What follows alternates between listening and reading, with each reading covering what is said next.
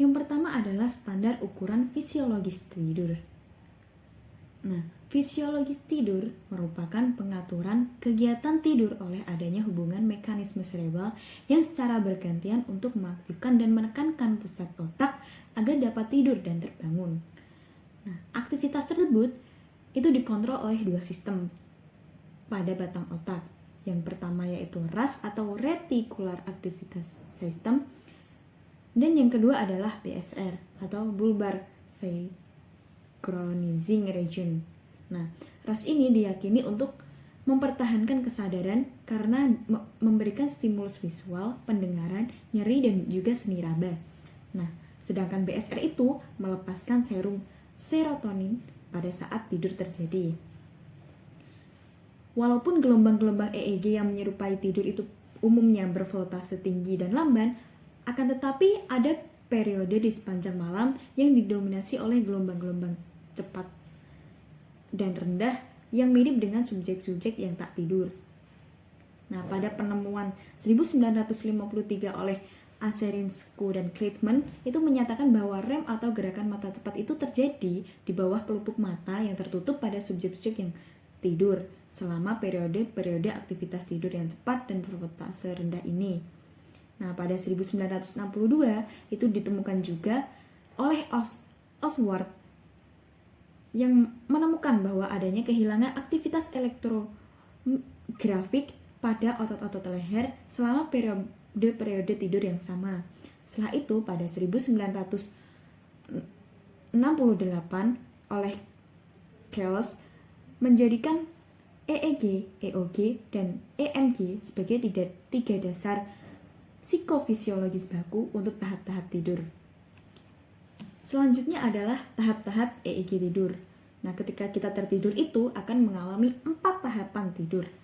Tahapan yang pertama yaitu akan terjadi sinyal tinggi, frekuensi rendah, voltase yang mirip akan tetapi lebih lamban dibandingkan yang tampak pada saat bangun aktif. Nah, ketika seseorang itu tertidur, ada transisi yang tiba-tiba datang dan masuk ke dalam tidur pada tahap pertama. Nah, pada tahap kedua itu, ketika orang beranjak dari tahap 1 menuju tahap 2, juga menuju tahap 3, dan menuju ke tahap 4 akan terjadi peningkatan gradual pada frekuensi EEG. Nah, hal ini menyebabkan tidur pada tahap kedua itu memiliki amplitude yang sedikit lebih tinggi dan lebih rendah dibandingkan EEG tahap pertama. Nah, pada tahap kedua ini juga disela oleh dua bentuk gelombang, yaitu K-kompleks dan sleep spindles. Pada tahap ketiga EEG tidur, itu ditandai dengan keberadaannya gelombang-gelombang delta. Gelombang ini merupakan gelombang paling besar dan paling lamban dengan frekuensi sebesar 1-12 Hz yang muncul sesekali. Nah, pada tahap keempat itu terjadi predominasi gelombang-gelombang di mana mereka bertahan pada tahap ini selama waktu-waktu tertentu. Kemudian dari tahap keempat itu mundur lagi ke tahap yang pertama. Nah, segala sesuatu dalam proses kembalinya EEG tidur pada tahap keempat menuju tahap 1 itu tidak sama persis dengan yang dari tahap 1 menuju ke tahap 4 tadi. Periode pertama EEG tidur tahap 1 menuju tahap 4 itu tidak ditandai dengan perubahan elektromiogradik atau elektrokulografik yang tajam, sementara pada proses kembalinya dari tahap 4 menuju tahap pertama itu disertai oleh REM dan oleh hilangnya ketegangan otot batang tubuh. Selanjutnya adalah tidur REM dan bermimpi. Nah, tidur itu terbagi menjadi dua keadaan, yaitu REM dan juga non-REM. Tidur REM adalah tahap tidur di mana gerakan mata cepat itu terjadi. 1953 ditemukan bahwa episode tidur REM dikomando oleh emosi. Tidur REM itu biasanya berupa narasi, sedangkan tidur non-REM cenderung berupa pengalaman terpisah. Banyak sekali kepercayaan di masyarakat mengenai apa yang terjadi di dalam mimpi. Nah, untuk selanjutnya ada penjelasan mengenai uji kepercayaan mengenai mimpi. Yang pertama adalah kepercayaan bahwa stimuli eksternal dapat masuk ke dalam mimpi. Banyak orang percaya bahwa rangsangan dari luar dapat masuk ke dalam mimpi mereka. Akan tetapi, Damon dan Ward mengujinya dengan menyemprotkan air pada sukarelawan yang sedang tidur setelah mereka berada dalam tidur. Dalam 14 dari 33 kasus, air tersebut masuk ke dalam laporan mimpi. Narasi berikut ini dilaporkan oleh seorang peserta yang mengaku bahwa dia sedang berakting dalam mimpinya pada sebuah drama, bahwasanya ia sedang berjalan di belakang pemeran utama dan berlari ke arahnya dan air menetes di punggungnya. Lalu kepalanya terkena atap yang bocor. Lalu ia melihat ke atas dan ada lubang air di atap. Lalu ia terbangun. Kepercayaan dua yaitu menyatakan bahwa mimpi hanya berlangsung sangat sebentar. Nah, ada orang yang mempercayai bahwa hal demikian memang benar terjadi. Dalam sebuah penelitian dari Damon dan Clayton juga, sukarelawan dibangunkan 5-15 menit setelah dimulainya episode REM yang diminta untuk memutuskan berdasarkan durasi kejadian dan mimpi mereka, apakah mereka telah bermimpi selama 5 atau 15 menit. Dan hal itu benar-benar mereka alami dari 92 dari 111 kasus. Yang ketiga adalah kepercayaan bahwa sebagian orang menyatakan bahwa tidak pernah bermimpi sama sekali. Nah, beberapa orang memang menyatakan bahwa mereka itu tidak pernah bermimpi sama sekali. Namun orang-orang tersebut itu memiliki tidur REM yang sama banyaknya dengan orang yang tidur dengan normal. Selain itu, sebagian besar melaporkan jika mereka terbangun selama episode REM meskipun mereka lebih jarang melakukannya dibandingkan dengan pemimpi normal. Selanjutnya adalah kepercayaan bahwa ereksi penis sebagai indikasi mimpi dengan kandungan seksual. Nah, ereksi penis biasanya diasumsikan sebagai ciri khas mimpi dengan konten seksual. Namun, ereksi tidak lebih lengkap selama mimpi dengan konteks seksual dibandingkan dengan mimpi tanpa kandungan seksual. Bahkan, bayi-bayi juga mengalami ereksi penis terkait dengan REM. Dan kepercayaan yang terakhir adalah sleep talking hanya terjadi selama bermimpi. Banyak orang yang beranggapan bahwa berbicara ketika tidur hanya terjadi selama bermimpi.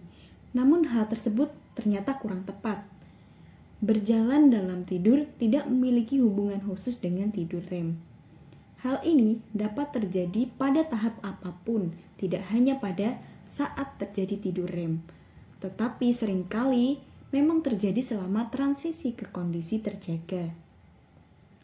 Nah, berjalan ketika tidur biasanya terjadi selama tidur gelombang lambat dan tidak pernah terjadi selama tidur REM ketika otot-otot inti cenderung benar-benar rileks. Untuk selanjutnya adalah alasan mengapa kita tertidur serta mengapa kita tidur ketika kita tertidur. Nah, untuk menjawab pertanyaan ini, ternyata terdapat dua teori yang membahas mengenai tidur ini.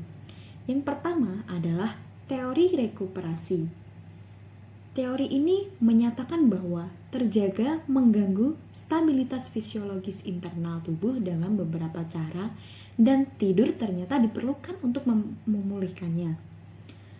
Seperti contoh dalam teori ini adalah bahwa pernyataan bahwa fungsi tidur adalah untuk memulihkan tingkat energi yang menurun selama terjaga atau membersihkan racun dari otak dan jaringan lain yang terakumulasi selama terjaga. Namun, tanpa memperhatikan fungsi tertentu yang didalihkan oleh teori-teori pemulihan tidur, semuanya menyiratkan bahwa rasa kantuk itu dipicu oleh terjaga dan tidur diakhiri untuk kembalinya stabilitas fisiologis internal tadi. Teori yang kedua adalah teori sirkandi atau biasa disebut dengan teori adaptasi. Teori ini menyatakan bahwa tidur bukanlah reaksi terhadap efek yang mengganggu karena terjaga, melainkan hasil dari mekanisme pengaturan waktu internal 24 jam. Nah, berbeda dari teori sebelumnya, tidur ini tidak berperan dalam fungsi fisiologis tubuh yang efisien. Teori adaptasi menunjukkan bahwa tidur itu diibaratkan seperti perilaku reproduksi, dalam arti bahwa kita sangat termotivasi untuk melakukannya, akan tetapi tidur itu tidak dibutuhkan untuk tetap menjaga kesehatan. Selanjutnya adalah analisis komparatif tentang tidur. Nah, terdapat beberapa penyelidikan komparatif tentang tidur yang menghasilkan beberapa kesimpulan. Kesimpulan yang pertama yaitu fakta bahwa sebagian besar mamalia dan burung tidur itu menunjukkan bahwa tidur memiliki fungsi fisiologis yang penting, lebih dari sekedar melindungi mamalia dari kecelakaan ataupun menghemat energi. Penyelidikan yang kedua itu menunjukkan bahwa adanya fakta bahwa sebagian besar mamalia dan burung tidur itu memiliki fungsi utama. Tidur bukanlah fungsi khusus yang lebih tinggi dari fungsi manusia.